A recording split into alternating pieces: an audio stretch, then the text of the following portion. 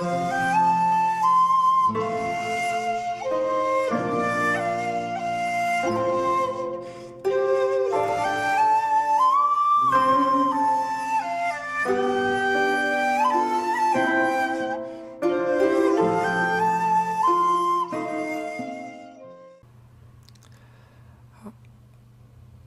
there, this is Solitary Ronin from Solitary Ronin Films, and welcome to another episode of Double Take.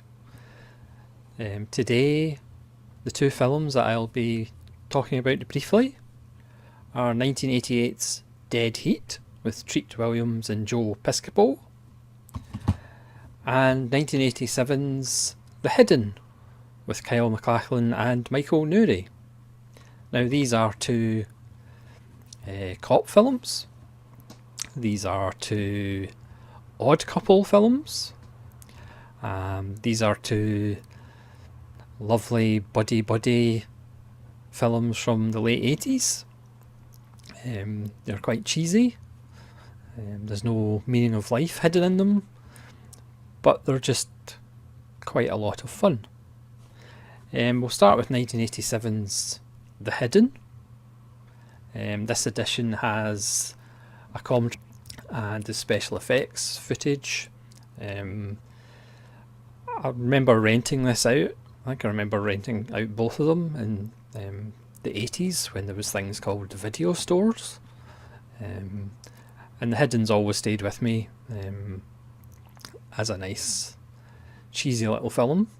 But going back to it, I think both of these films stand up quite well for what they are. The tagline of this is, "It's killed 37 people, robbed 6 banks, 2 liquor stores, a record shop, and stole 2 Ferraris. Now the fun starts. It just took over a police station. A new breed of criminal." So it's the story of identity, things not being what they seem. It's the story of a criminal being able to possess the body of different people. Kyle MacLachlan is the FBI agent on the trail and has been since the criminal killed his partner. And Michael Nouri is the LA cop who gets involved and ends up begrudgingly teaming up with Kyle MacLachlan, and obviously clashing, but then growing a mutual respect with each other, as happens in these kind of films. It's a template we've seen probably since the 70s. I do have Freebie and the Bean with Alan Arkin and James Caan from 1973 or 1971 maybe, and that's an example of the mismatched cops who don't like each other. Please let me know in the comments if you know the first kind of pairing that has now become the odd cops who don't like each other, but then through adversity and adventure they grow to admire each other. But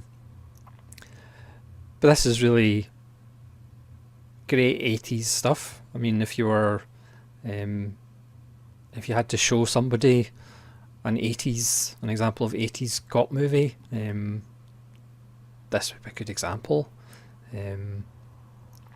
If you haven't seen it, I'm not going to spoil it, but it is tremendous fun.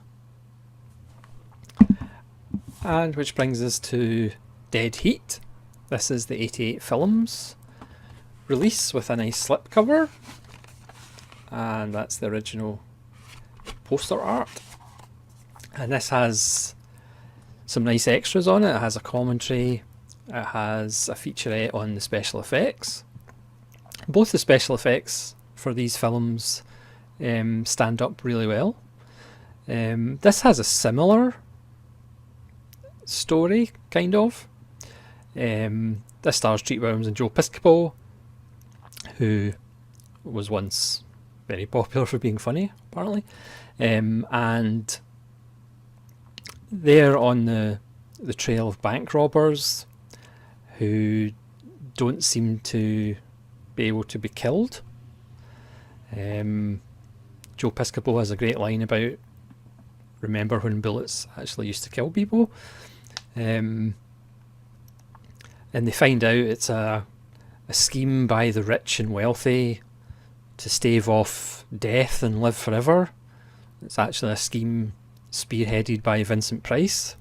If you, like me, are a Vincent Price fan, it's worth getting just for Vincent Price.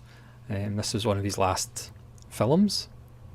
I think he did Edward Scissorhands after this, but not too many more. And he, as usual, gives a nice turn as the scientist who's thought up this scheme to have everlasting life. So through part of their investigation, I don't think it's particularly a spoiler because it's called Dead Heat. Treat Williams dies, but they manage to bring him back to life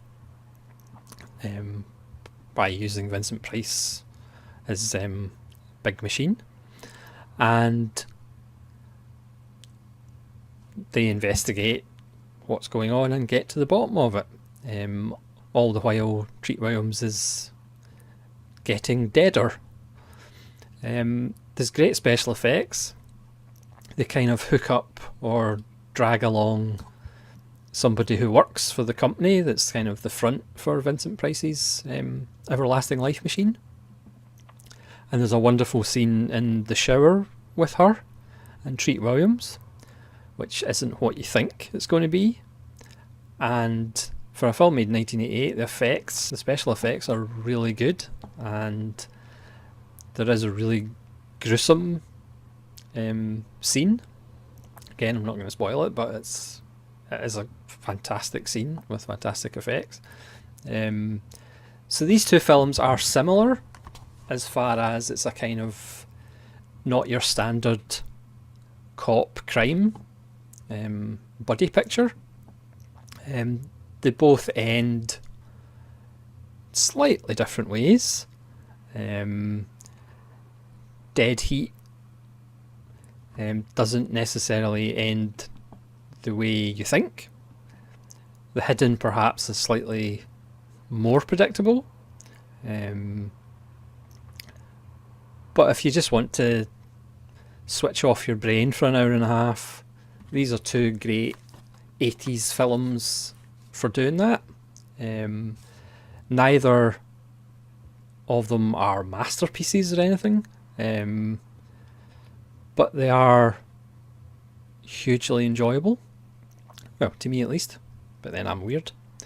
It is interesting that obviously Treat Williams went on to have a pretty good career, as did Kyle MacLachlan, but Joe Piscopo and Michael Nouri kind of disappeared once the 80s were over. I think Michael Nouri did do a lot of television, but it is interesting that one out of each of the partnerships kind of has had a long career and the other one not so much. The direction in both of the films is solid and workmanlike. They both rattle along for their running times.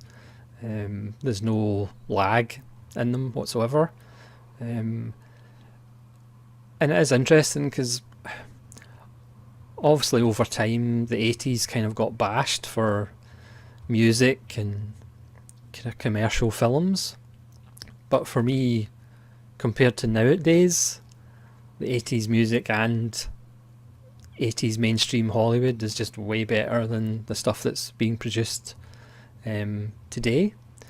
Yes, you could argue these are two formulaic films, but they are done with a real zest and gusto, and like I said, the special effects are good, the acting's good, and they're two just kind of little 80s video delights rather than video nasties.